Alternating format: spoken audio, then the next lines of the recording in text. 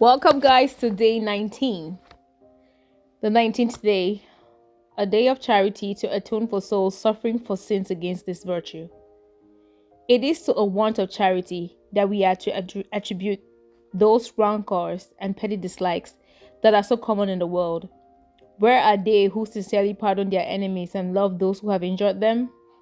Even on their deathbed, they find it difficult to forgive. Yet without charity, there is no admission to heaven, the abode of charity.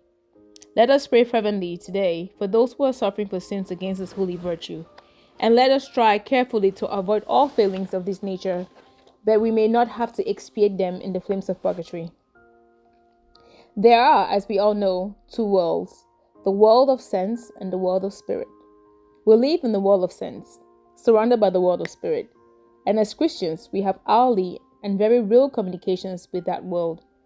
Now, it is a mere fragment of the church, which is the world of sense. In these days, the church triumphant in heaven, collecting its fresh multitudes in every age, and constantly beautifying itself with new saints, must necessarily far exceed the limits of the church militant, which does not embrace even a majority of the inhabitants of earth. Nor is it unlikely, but most likely, that the church suffering in purgatory must far exceed the church militant in extent, as to surpass it in beauty. Toward those countless hosts who are lost, we have no duties. They have fallen away from us. We hardly know the name of one who is there. We are cut off from them. We have no relations with them. But the doctrine of the communion of saints and of the unity of Christ's mystical body, we have most intimate relations both of duty and affection with the church triumphant and suffering. And Catholic devotion furnishes us with many appointed and approved ways of discharging these duties towards them. For instance, God has given us such power over the dead that they seem to depend almost more on earth than on heaven. And surely that He has given us this power and supernatural methods of exercising it is not the least touching proof that His Blessed Majesty has contrived all things for love. Can we not conceive the joy of the blessed in heaven, looking down from the bosom of God, and the calmness of their eternal repose upon this scene of dimness, disquietude, doubt, and fear, and rejoicing in the plenitude of their charity, in their vast power with the Sacred Heart of Jesus, to obtain grace and blessing day and night for the poor dwellers upon earth? It does not distract them from God. It does not interfere with the vision, or make it waver or grow misty. It does not trouble their glory or their peace. On the contrary, it does not trouble their glory. On the contrary, it is with them as with our guardian angels, the affectionate ministries of their charity increase their own accidental glory. The same joy in its measure may be ours, even upon earth. If we are fully possessed of this Catholic devotion for the holy souls, we shall never be without the grateful consciousness of the immense powers which Jesus has given us on their behalf. We are never so like Him or so nearly imitate His tender offices as when we are devoutly exercising these powers. We are humbled excessively by becoming the benefactors of these beautiful souls, who are so immeasurably our superiors.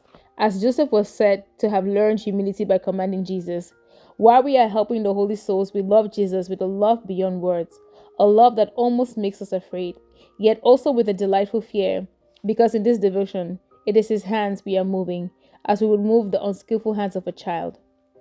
Dearest Lord, is it not incredible that He should let us do these things? That He should let us do with His satisfactions what we will, and sprinkle His precious blood as if it were so much water from the nearest well?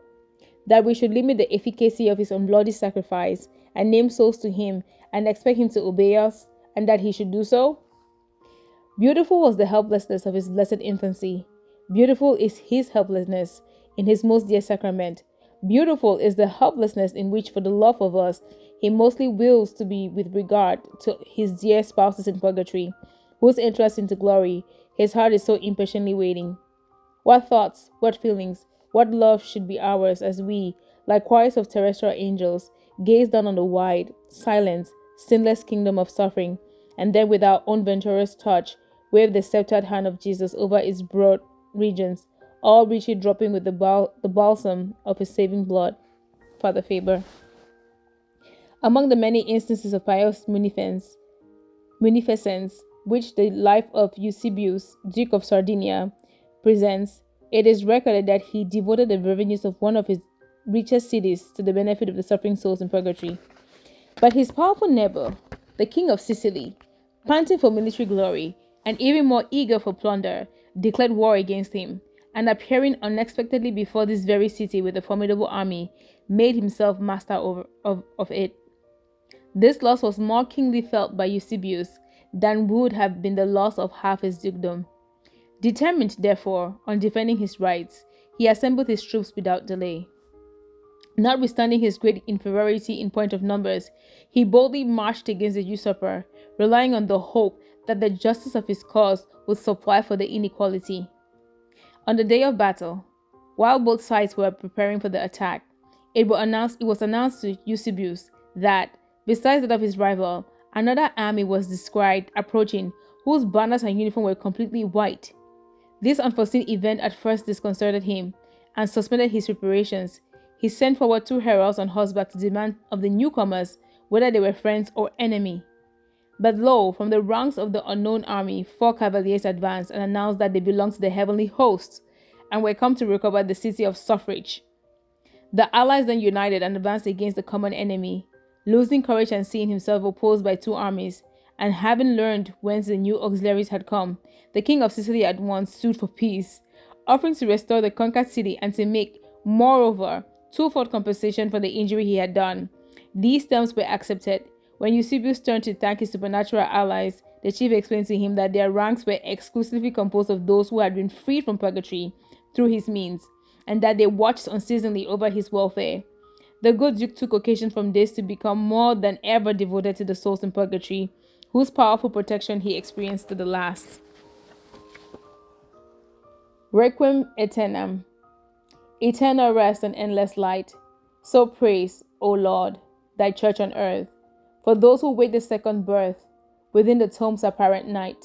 And is not this a prayer inspired? In simple words, how much expressed? Eternal light and endless rest. What more remains to be desired? Rest for the busy hand and brain. Rest for the weary toil-stained feet. For the poor heart that rests complete. Forever sought on earth in vain. And light, God's primal gift of old. All life's strange problems now explained. All knowledge without toil attained. All mysteries as a scroll unrolled. By SMS. This, my friends, is the end of day 19. Thank you guys for listening, and I will talk to you in the next video. Bye.